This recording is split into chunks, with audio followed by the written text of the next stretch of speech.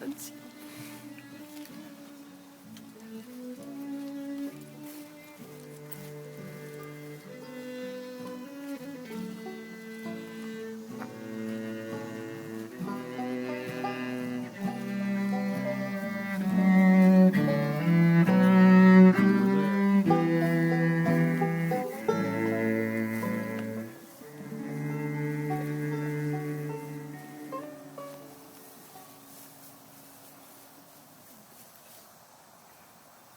Good evening. Everyone may be seated. I hope you can hear me. I'm going to try to keep my voice up. Welcome to the wedding of Bridget Abigail Kalin and William David Caldwell on this beautiful summer evening. On their behalf, I'd like to thank each of you for being here with them this evening. My name is Judge Angela McCormick-Bissick. I'm a judge here in Jefferson County, and I came to know Bridget and David because Bridget is my piano teacher. And I met David through Bridget. And Bridget also sang and played at my wedding. So, funny thing, when I asked Bridget if she wanted me to sing and play for her at her wedding, she said, no, that'll be okay, but there is something you can do. So here I am before you having the honor of officiating the ceremony this evening. So when we finish in a few minutes, they will actually officially be husband and wife. I want to share with you, I met with Bridget and David a couple of weeks ago to talk about their ceremony. And you would all be touched to have heard them talk about, you know, they're both creative people. They're both people who love to travel. And I think parts of their souls could have hopped on a plane and gone somewhere exotic and gotten married. And they talked to me about how important it was to them in making these vows of love to one another, that they be here with you and that you be present with them, and that they wanted to make the vows not only to each other, but in the presence of the most important people to them. Because of that, you know, weddings are so beautiful, but marriages are a long journey. So the only audience participation portion of tonight's ceremony would be, because it was so important to Bridget and David that you all be here to witness this ceremony, if each of you would be willing to play a role in supporting them and supporting their relationship and supporting their marriage, if you would just respond, I will. I will.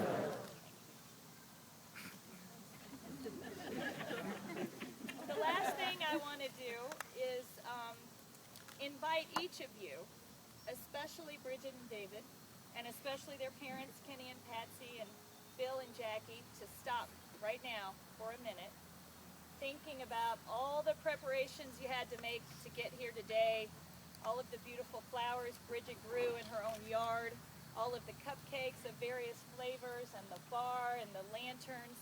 I want you to stop thinking about all of that, and I want you to stop thinking about the party that we're going to have once this ceremony's over, and everyone just take a breath and get present to the moment here. You know, as human beings, sometimes we get so busy with life that we don't stop and relish the very important moments. And this is certainly one of the meat moments of life. So I just invite you to stop and breathe and get present as we begin the rest of Bridget and David's life. I would now like to invite Beth to come forward. She has a story to share with us, and she is the person who introduced Bridget and David. Consider this marriage for a long moment. Consider this couple, Bridget Kalin and David Caldwell. Consider the heart of their love and their promises to each other. The human heart has 4 chambers, 4 rooms, 4 homes within it, and 4 places to hold hope. But what if the heart was not just an organ pumping blood through the body, nor just a symbol of romantic love? What if the heart is the place where David and Bridget live?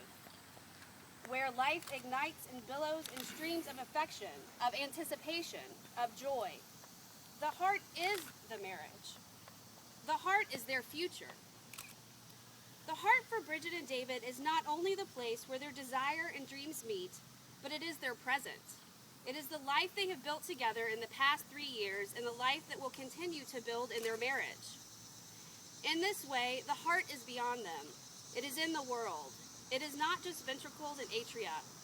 It is compassion, grace, and loyalty. The human heart has hidden treasures, writes Charlotte Bronte, in secret kept, in silence sealed. The thoughts, the hopes, the dreams, the pleasures, whose charms are broken if revealed.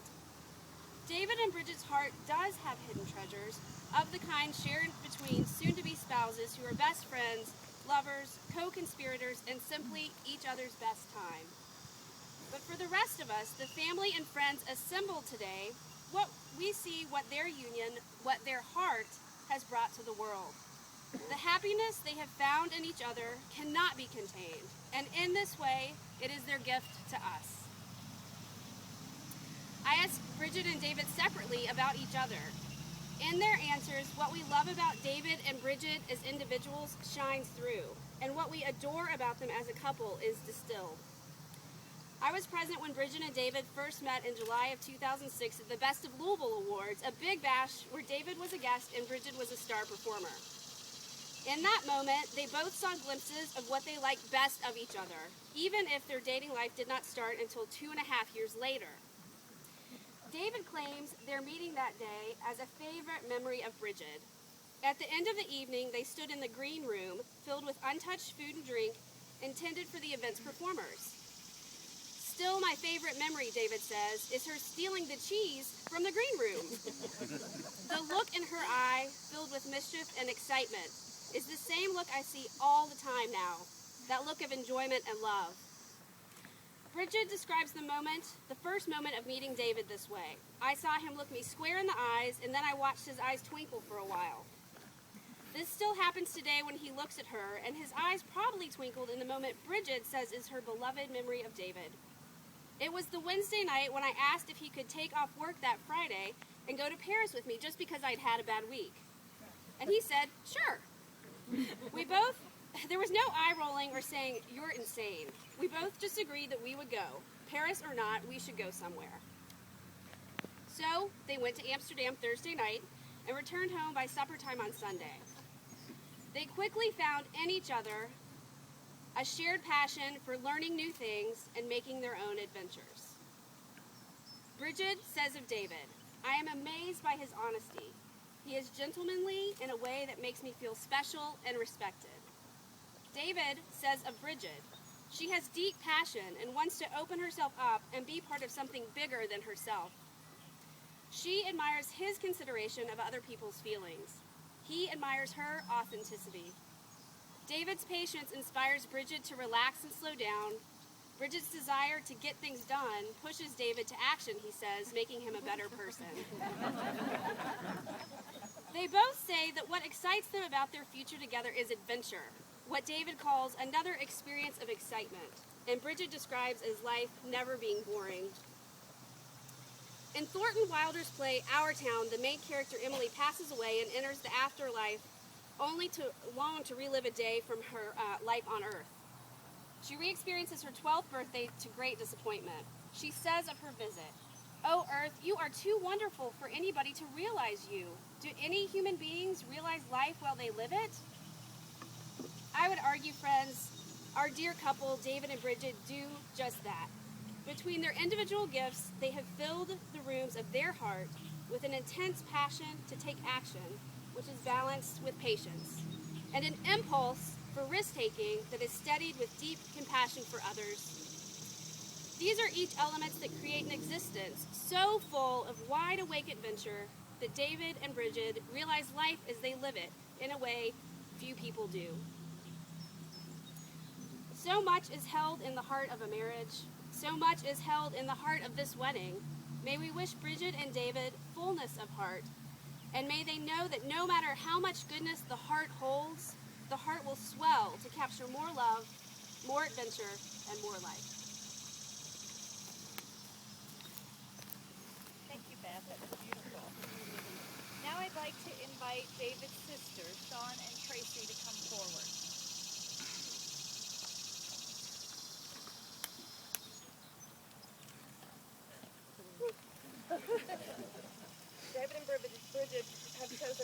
favorite artists provide some meaningful words for their wedding. They decided to keep with the Texas and Kentucky theme. First, from Louisville, we have Tim Freckle. I want you like I can't explain. I need you like the ground needs rain.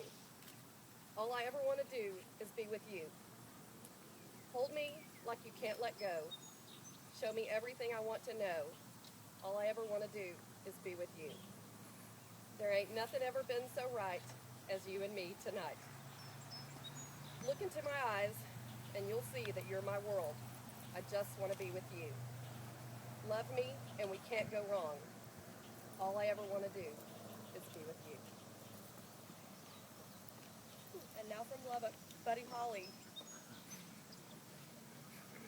Just you know why you and I will by and by know true love's ways. Throughout the days, our true love ways will bring us joys to share with those who really care. Sometimes we'll sigh, sometimes we'll cry, and we'll know why, just you and I know true love's ways.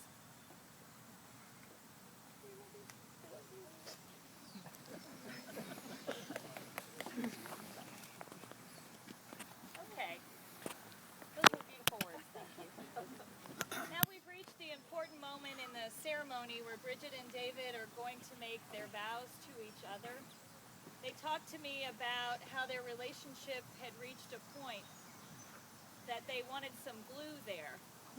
They wanted some glue there because they knew they wanted to ride it out together, and they felt like marriage was the glue that when things get difficult, you know, in the old for richer, for poorer, in sickness and in health, for those downtimes, that causes you to pause and remember how much you loved each other and to work through.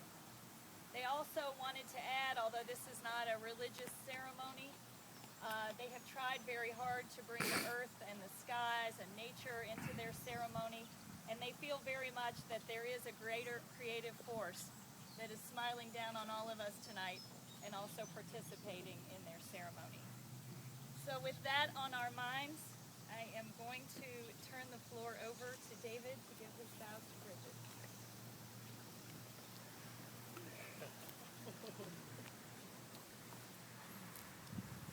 Bridget, I promise to love you for the rest of my life.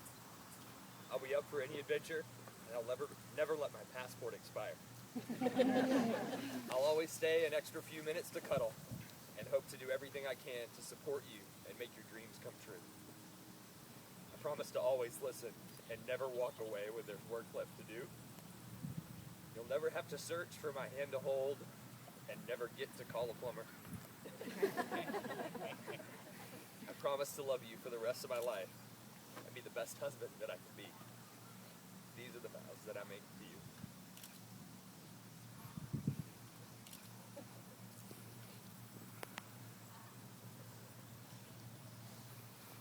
David, you are the most perfectly balanced person I have ever met in my life, and you amaze me daily. I promise to show you as much love as you have shown me. I will be your partner in everything except maybe contact sports.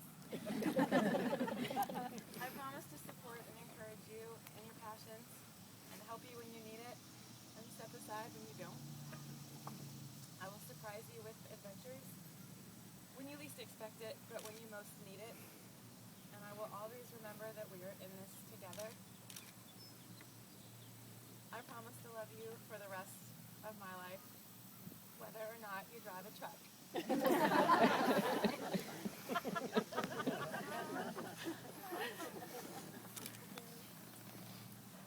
Okay, now it's time for the exchange of rings, and I came over here because Ben is so cute that I want him to walk over here and bring me the ring pillow.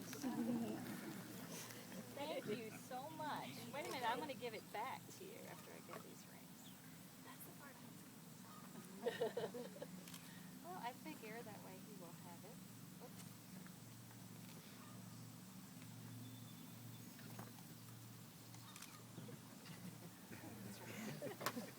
Always good to untie knots with one hand.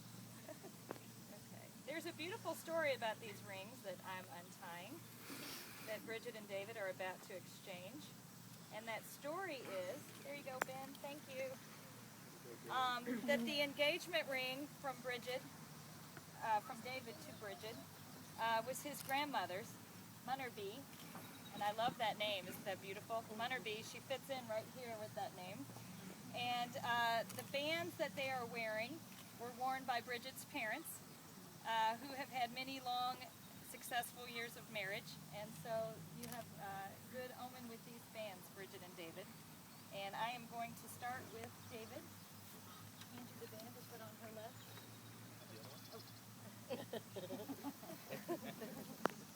And if you would repeat after me. Bridget, Bridget, this ring I give to you this ring I give to you as a token and pledge as a token and pledge of our constant faith and abiding love.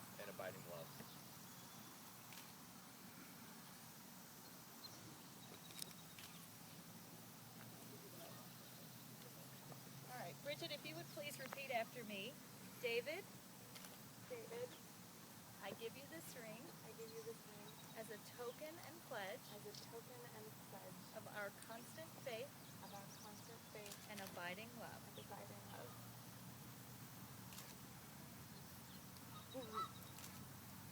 Okay. At this point, as an earthly symbol of Bridget and David's love and commitment, and a symbol that they both want to continue to play in the dirt, they have behind them a beautiful wedding plant, and they are going to go now and get Kentucky dirt from Bridget's mother and Texas dirt from David's mother. And then they're going to play in the dirt on their wedding day to find these, such as the new life they are starting today.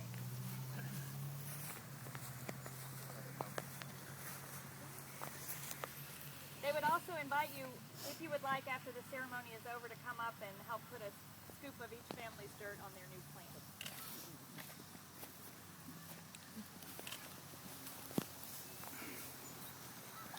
Well done. And she's all clean, too.